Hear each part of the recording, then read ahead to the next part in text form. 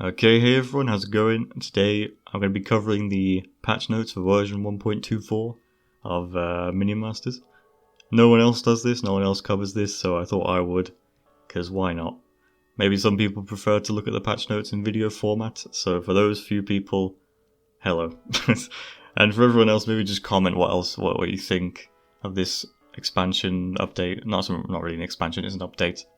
Yeah, comment what you think. I've read this all the way through, by the way, and there are a few baffling decisions, to be honest. I'll get into them later, but for now I'll just be reading down, and it'll probably take about 10-15 minutes. So yeah, let's get into it. Ready, steady, go, says this text. So here's the two new cards that have come to the game. I've seen one of them in game. I haven't seen Scrapyard. I've seen Razor Squadron.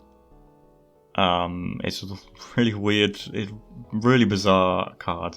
So basically, unstable core, pay 5 attack per second. If you cannot pay, the Razor will instead loses 10% health. They have really, really low health, so that's actually kind of, it's not too bad, really, to be honest. But pay 5 attack per second, that is quite a lot. So you're going to need a lot of Outlander cards to make it work. The guy I played against who had the Razor Squadron, he had loads of Outlander cards, so he never actually suffered from that. But yeah, I mean, you're probably going to need a lot of Outlander cards to kind of offset the unstable core. And also, another really interesting thing is when Razor dies, spend 25 tech to eject the Plasma Marines piloting it. So somehow there's Plasma Marines inside these guys. In game, they're really just the same as drone buzzers.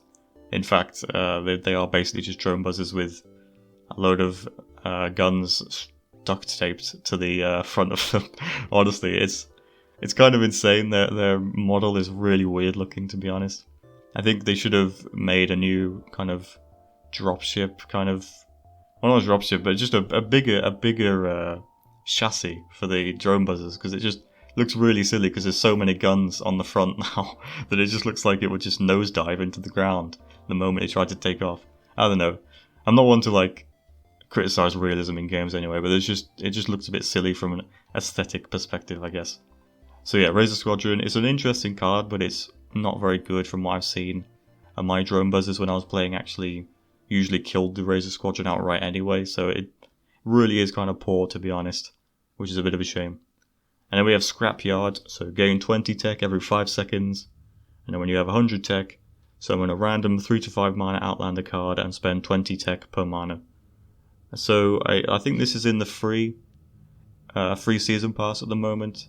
It's quite high up as you'd expect, but yeah, you can unlock this through the free season pass if you don't want to pay for the premium one. And to be honest, I can't really be bothered to pay for it this time, so I'm not going to. But yeah, Scrapyard. It's a very, very niche card, I would say. You have to have some Outlander cards, otherwise you're not going to benefit from this at all, of course. But I will say that Outlander cards are kind of struggling at the moment to make an Outlander deck, to be honest, because they need some kind of melee unit or tank unit. Because at the moment, all their minions really are just kind of they die in one hit. They're usually glass cannons, Outlander cards, so you really struggle to make a Outlander only deck, to be honest. But yeah, Scrapyard will help a little bit, I suppose, in making an Outlander deck if you really want to. So yeah, it's a building, by the way, if you didn't notice. So yeah, I don't really have much opinion on these two cards other than they're very niche and not amazing from what I've seen. But that's not a bad thing. That's not a bad thing. If they're fun, then that's what ultimately matters. Anyway, onto the card balance now.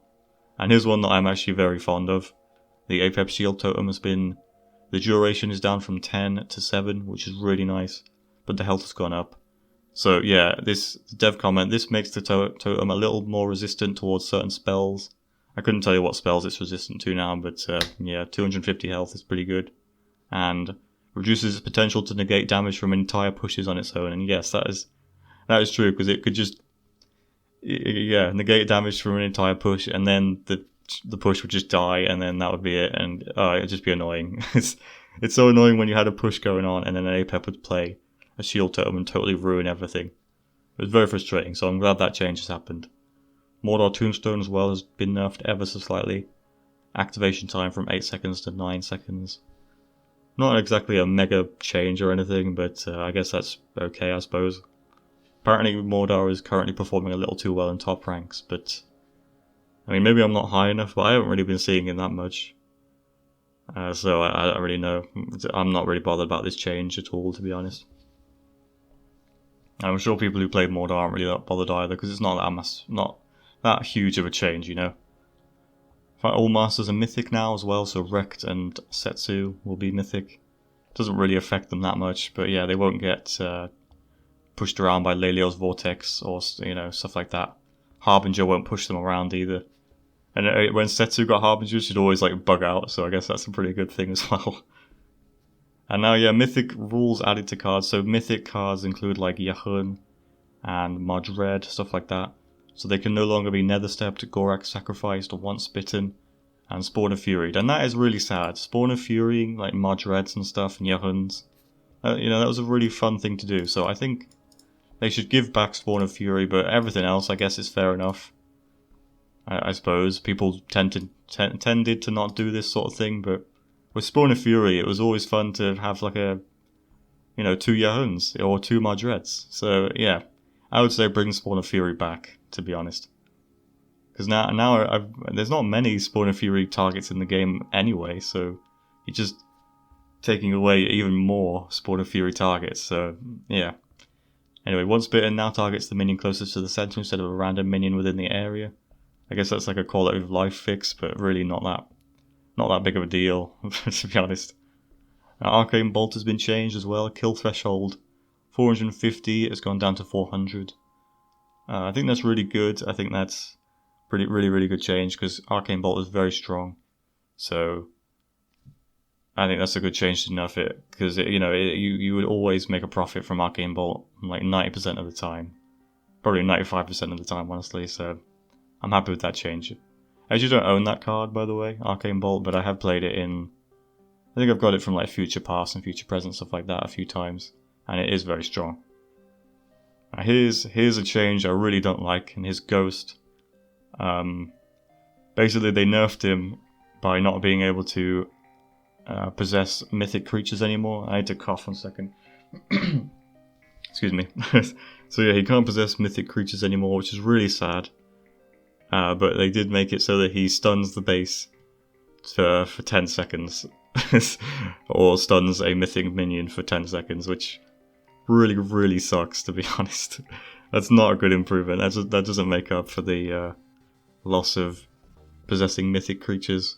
So yeah, like Nerva, you can't possess Madred anymore, you can't possess Yahun. And it's not too many mythic creatures in the game anyway, but I just like a Ghost was a really good way of dealing with Morelia's Dragon, and Morelia's Dragon is really common, you know. So a Ghost is just kind of useless now. Well, it's not useless, but I really think that taking away the mythic possession really kind of sucks. I think it was a unique tension to Ghost, where you would play Morelia's Dragon or something like that, and then you would just have to hope that your opponent didn't have Ghost. And that add some fun dynamic to the game, and it was tense, because you were like, oh god, if they have a Ghost, I'm screwed. But I'm having fun anyway. I don't know. I don't really like that change, to be honest. But we'll have to see. Maybe it is a little less frustrating now that your dragons can't be stolen, but I'm still not that keen on that change. Anyway, Snake Druid has been changed for the better, I would say. His attack delay has gone down to 1 second. I always did say that his attack delay was too slow. He always looked a bit sluggish when he was attacking. So that just makes him more of a reactionary card. So if you've got a cleaver running to your base, chances are you'll be able to catch him just in time, rather than most of the time where you'd play Snake Druid and then you just run straight past before he could even get an attack in. So yeah, this is a positive change. Akenlep's Gong of Pestilence has been brought up to 7 mana again. He went down to 6. He started off at 7, went down to 6, now he's back at 7. And to make up for this, they've given us 1 free Ring of the Gong as soon as you play Akenlep's Gong of the Pestilence. I really don't like this change either, to be honest. It's just, It just seems really odd. Why don't they just make it so that the first cost was free and then it would just stay as 1? Because then playing the gong multiple times really sucks now. You know, as soon as you've played it like 2 times, you're losing value pretty much. It says that this will kind of equal out to how it used to cost if you do it like this, but I don't really think so. I think the first one should have been free and then it should have just stayed as 1 mana for the rest of the time. But I don't know, maybe they did some extensive tests, I don't know, but I really don't think that he's worth playing anymore. I'd rather just play a blue golem, to be honest. Cells of the Burning Fist and Shield Captain Ava have their damage up to 120. I can get behind Shield Captain Ava getting buffed, but Zealots of the Burning Fist are already pretty strong, in my opinion. So it's not too much of a deal anyway. They're both pretty uncommon cards, I guess. They don't see them that often, so it's nice to see them get a buff anyway. Brothers of Light and Caliph have been nerfed. Their health has been brought down to 550. I'm okay with that. To be honest, that's really good. Ratbo, his minigun time has been minigun warm-up time has been brought down to 2, which is nice because it was very slow at 3. It felt like it took ages. I don't know. I've played against a Ratbo since this change, and it feels like it's a lot faster. It's made a massive difference. And now he only gets armor scraps from your own cards. So I think that's to do with team battle, because I think your teammate would give you scraps as well when they played cards, but now it's been changed. I'm not sure. I never really played team battles that much, so I couldn't tell you about that change really. And only one improvement has been brought to the game: Red Golem rework.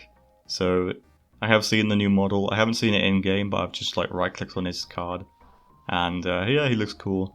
He's kind of just like a reskinned, retextured blue golem, but he's got like red all over him. Of course, he's got like a big red beard. He kind of looks Scottish, so I like it. It looks cool.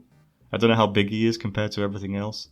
I used to like how massive Red Golem was, so you know it would instantly tell you that he's a massive threat. Even if you're new to the game, you'd be like, oh Jesus Christ, this massive dude is coming towards me. So I think hopefully he's still big, but I haven't actually seen that, so I'm not sure. And finally we've got some bugs. I don't know if it's worth talking about the bugs really. If you want to read the bugs, then there you go, pause the video here. But yeah, for everyone else, I'm sure bugs are pretty boring. But there you go, I think mostly a pretty decent update. I'm sure it wasn't as big as people are hoping for, but it's still...